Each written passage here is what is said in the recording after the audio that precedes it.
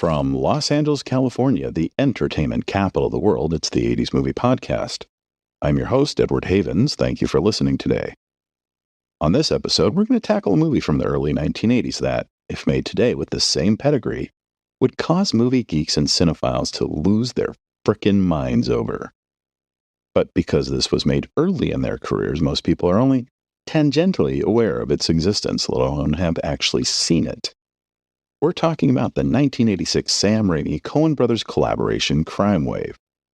But as usual, let's get to the backstory first. Any film fan worth his or her salt already knows the story of the making of The Evil Dead. How Raimi and Bruce Campbell made a proof-of-concept short film called Within the Woods to attract investors so that they could make a full-length movie. How they had to travel from suburban Detroit to Morristown, Tennessee to make the movie because it was the closest place with the kind of setting they wanted that they could afford, and how for most of the movie the entire cast and crew of the film had to sleep in the cabin they used to make the film. But what you might not know is that once filming was completed on The Evil Dead in January 1980, Raimi worked with a Detroit-based editor named Edna Ruth Paul to cut the film together, and that her assistant editor at the time was a 25-year-old NYU Film School graduate named Joel Coen.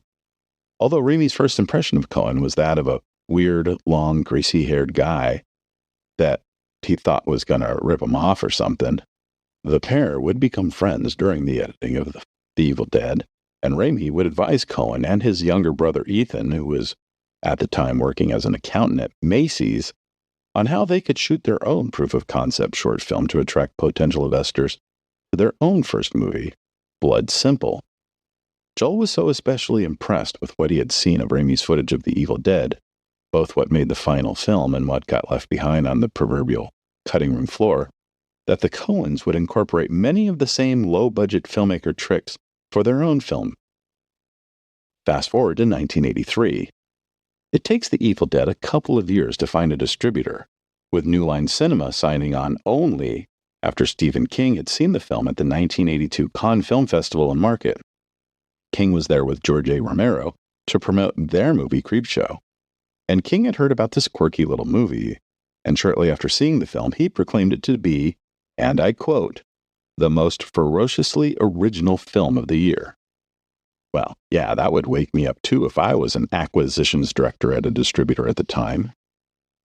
The Evil Dead was released in the theaters in mid-April 1983 and did okay for a low-budget horror film with no-name actors, earning $2.4 million from American cinema-goers, which isn't so bad for a movie that was released unrated due to the sheer amount of blood and gore, and never played in more than 60-something theaters in any given week. That was good enough for Raimi to be able to start taking meetings in Hollywood for his next film, and that film would be Relentless, a collaboration between Raimi and the Coen Brothers about a pair of crazed hitmen who kill the co-owner of a burglar alarm company, then stalk the dead man's partner who hired them and the dead guy's wife, all while they frame a nerdy guy, the murders. Irvin Shapiro, a film representative who deserves quite a bit of praise for helping guide Raimi during the selling of The Evil Dead, liked the screenplay for Relentless but hated the title.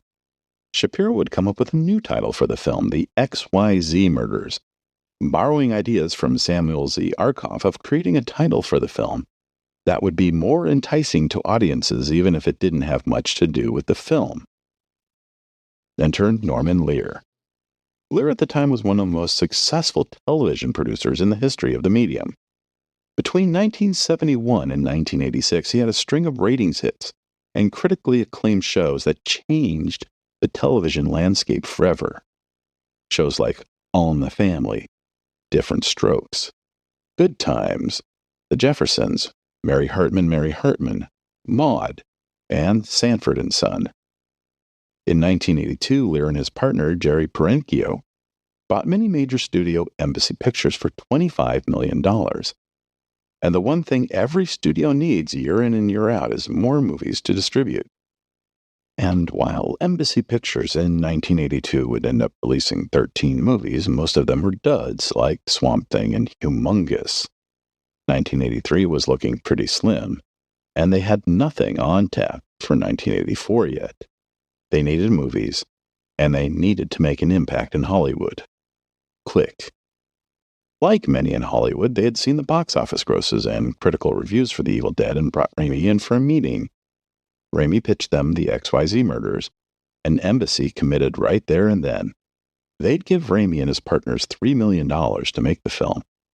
But there'd need to be some stipulations. First, they'd need to change the name of the movie. Again. Someone in the Embassy Pictures marketing department came up with Crimewave. It wasn't a bad title per se, and it did work within the context of the film. So now the movie was on its third title before even one frame of film had been exposed. And then there was Bruce Campbell. Even though he was the lead in The Evil Dead, one unnamed Embassy Pictures executive wanted Campbell to do a screen test for the leading role of Vic. The part Raimi and the Coens wrote for him. So Campbell would head over to a friend's photo studio and do a scene from the screenplay. And Campbell was rejected by the unnamed Embassy Pictures executive for the part that the Coens and Raimi had written for him. Instead, the studio insisted on Reed Birney to play the role of Vic. You know, Reed Birney. Now, this is nothing against Reed Birney, who is a very good actor, a Tony Award-winning actor, an adjunct assistant professor at Columbia University, and he's been on dozens of shows that you know, like 3 Different Law and Orders, Gossip Girl, The Good Wife, House of Cards, The Americans, The Handmaid's Tale, Succession, and Poker Face. But in 1984, he was a nobody, even less known than Bruce Campbell. The cast would still have some known actors.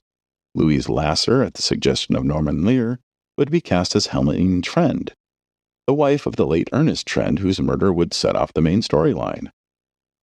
Brian James had been featured in nearly 100 movies and television shows over the previous decade.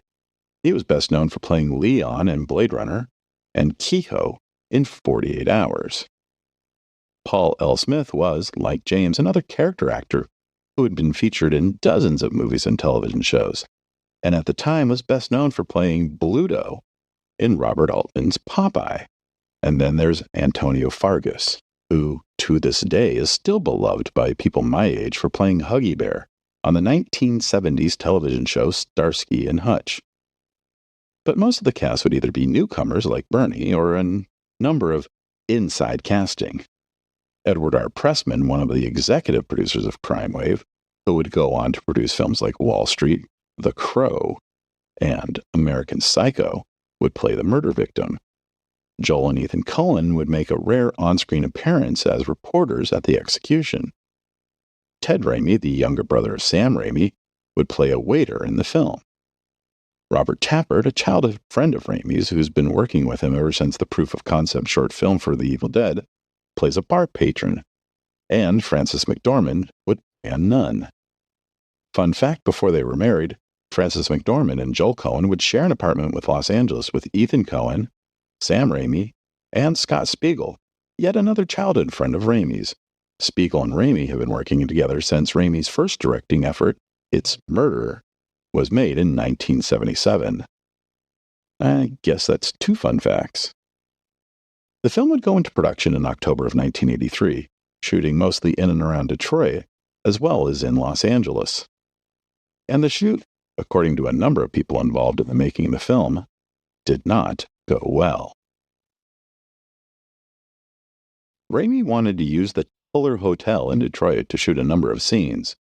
In the 1920s, according to Bruce Campbell in his 2002 autobiography, If Chins Could Kill, the Tuller was the place in the city to be. In 1983, the hotel was run down and soon to become a retirement home for retired auto workers. For now, the hotel was owned by a couple of low-level local gangsters known as the Hughes brothers. Campbell and Robert Tappert were sent to talk to the guys about renting some space in the hotel for 2 weeks of shooting.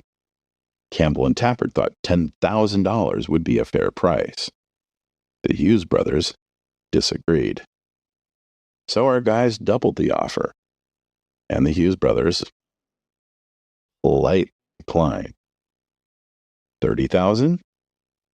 A few weeks later, in the hotel's elegant ballroom, the Hughes brothers were having the time of their lives playing martini-drinking gentlemen in tuxedos, getting into several scenes as background players. Another scene shooting in Detroit involved the camera looking down on a car going across the Belle Isle Bridge over the Detroit River near downtown. Because it was late November and the temperatures that day had fallen to 30 below zero, the river was a sheet of ice. Since a frozen river was not a part of the story, Campbell and several Teamsters started to throw whatever they could find off the bridge to break the ice and get the shot. Rocks, tires, even cinder blocks. Nothing would make anything more than a small hole in the ice. Eventually, they used an explosive device called a primer cord to blow the ice up enough to get the shot. One actor tore up his hotel room in Detroit, saying the ghost of his girlfriend's ex-boyfriend was in the light fixtures, so they had to remove all of them. Another actor decided to do her own makeup for one scene and arrived on set looking like a rodeo clown, with snow-white face and huge patch of red lipstick around her mouth, completely inappropriate for the scene. Campbell, as one of the producers of the film, arranged for the makeup crew to quote-unquote touch her up before the scene was shot, so she didn't look like she was whacked out on blow. But the biggest problem for Raimi and the Coen Brothers was that the script was too big for its nearly $3 million budget, and the film quickly went over budget and over schedule as the director found himself over his head with the complicated shoot. The film would crawl its way to the finish line in early January 1984, and Raimi, Campbell, and Tappert headed into their editing bay in Detroit to start cutting the film together. Usually the first cut of a film is called an assembly cut, which simply put is all the best takes of all the scenes shot, put together in order so the director and the producers can see what they have and start seeing what works and doesn't work. For a 90-minute film, an assembly cut could realistically run more than 3 hours as you were putting in every insert, every reaction shot, and every piece of second and sometimes even third unit shooting. And it can take several weeks to assemble. Then a director is usually given 2 or 3 more months to create their first cut of the film, to find the right timing, the right takes, and in a comedy like Crimewave to figure out if a specific joke might need an extra beat or two in anticipation of how an audience might react. But Embassy didn't even give Raimi the courtesy of finishing his assembly cut before telling him, Campbell, and Tappert to bring everything to Los Angeles so the distributor can oversee post-production. Raimi worked with 2 studio-approved editors who had a combined 1 film edited between them and added a pair of bookends to the film. New scenes that would play at the start and the end of the film to explain what was about to happen and wrap things up. You know, like this. Yep, that's me. You're probably wondering how I ended up in this situation. The studio would also replace Raimi's preferred music composer with one who knew nothing about the Crimewave team or their methods to their madness. And if all that wasn't bad enough, even after post-production was completed in the fall of 1984, Embassy Pictures sat on the film, despite having only released 2 films in 1984, This Is Spinal Tap and The Bear, and only having 3 films on their release calendar for 1985, The Sure Thing, The Emerald Forest, and the film adaptation of the smash Broadway hit A Chorus Line. And if that still wasn't bad enough, Lear sold Embassy Pictures to Coca-Cola, owners of Columbia Pictures at the time, in June 1985. And they turned around and sold Embassy Pictures to Italian mega-producer Dino De Laurentiis in October 1985.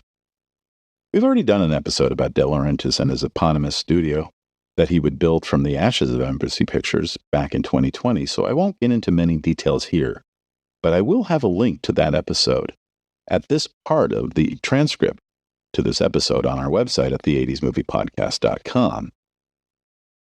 When the executives at Columbia Pictures screened Crimewave for the first time in the fall of 1985, they were not impressed. But for some reason, they decided to keep the film for themselves when they sold Embassy Pictures to De Laurentiis, who would have been desperate for completed films to get his new distribution company geared up quickly. Columbia would, according to Bruce Campbell's autobiography, book the film in San Diego for a test run with the title Broken Hearts and Noses, but I can't find a single theater anywhere in the San Diego region playing a movie called Broken Hearts and Noses in 1985 or 1986. Also in his autobiography, Campbell says that in order to fill a minimum release commitment to the HBO cable movie channel, the film was only released in Alaska and Kansas. And once again, I cannot find a single theater anywhere in Alaska or Kansas ever playing Crimewave. But I was able to find 5 theaters that did open the movie on April 25th, 1986, in Carbondale, Illinois, Paducah, Kentucky, Palm Springs, Rapid City, South Dakota, and in my beloved Santa Cruz, California, at my beloved theater, the Del Mar. Although I was living in Los Angeles in April 1986 and I wouldn't work at the Del Mar for another 2 months, I do know for a fact that the Del Mar got print number 1 of the film, that it played for exactly 7 days, that a few of my friends went to see it that opening and closing weekend, and that the film grossed less than $900 for its entire week at the Del Mar, without any newspaper ads or pre-release trailers to let people know what the movie was about. Potential audiences either, like my friends, had to know what the film was already, or people who were glancing at the movie directory in the Santa Cruz Sentinel that weekend and decided to skip the new Tom Cruise movie Legend, and Lucas, a teen drama comedy featuring several featured Gen X movie stars like Winona Ryder and Charlie Sheen, the new Ron Howard movie Gung Ho, or the return of engagement of Martin Scorsese's After Hours for something called Crimewave. And people in Santa Cruz would not be alone in ignoring the film. Between the 5 theaters that did play Crimewave that weekend of April 25th, 1986, they would gross a combined $3,571, or roughly 9 people per screening per day. Little doubt the film would not get a second weekend at any of those theaters. So while the failure of the film was disappointing to Sam Raimi, Bruce Campbell, and everyone involved, it would ironically jumpstart Raimi's career. While waiting for Crimewave to be released, Raimi and Campbell redoubled their efforts to get an Evil Dead sequel off the ground. After Irvin Shapiro failed to get any international pre-sales for the potential film, when Shapiro tried to raise funds to make it at the 1984 film market under the title Evil Dead and the Army of Darkness. I'll have an image of the 2-page ad for that sales pitch on our website. Raimi and Tappert and Campbell were crewing up for a hopefully early 1986 start of production, even without the money in place, when fate intervened. One of the women they had interviewed for a prime position on the crew found herself in Wilmington, North Carolina, interviewing with Stephen King for a similar position on his then upcoming feature film directing debut, Maximum Overdrive, for Dino De Laurentiis' new company. The lady mentioned to King that they were having trouble raising monies to make Evil Dead 2. And at the end of their chat, King called De Laurentiis and told Dino he needed to find the money to get Evil Dead 2 made. A couple days later, Raimi, Tappert, and Campbell were at De Laurentiis' new studio lot in Wilmington, talking to the producer turned mogul in his gigantic new office. 20 minutes after the meeting started, the guys had their new film fully funded to the tune of $3.5 million, and they would begin shooting that film in the spring of 1986. So once again, you have Stephen King to thank for rescuing Sam Raimi and Bruce Campbell from obscurity. As of the writing and recording of this episode in May of 2024, there are a number of ways to watch Crimewave. If you subscribe to Amazon Prime Video, Fubo, MGM Plus, Night Flight, or Plex, you can watch it for free. You can also rent it for $3.99 from Amazon, Apple TV, Fandango at Home, or the Microsoft Store. However, I would highly encourage, if you've not done so already, to make sure you've activated your free subscription to Canopy through your local library and watch it there. Canopy has thousands of great movies from across the world and across the decades, and it's one of my favorite places to stream movies. That's Canopy with a K. Check it out. Thank you for joining us. We'll talk again soon. Remember to visit this episode's page on our website, the80smoviepodcast.com, for extra materials about the movies we covered this episode. The 80s Movie Podcast has been researched, written, narrated, and edited by Edward Havens for Idiosyncratic Entertainment. Thank you again. Good night.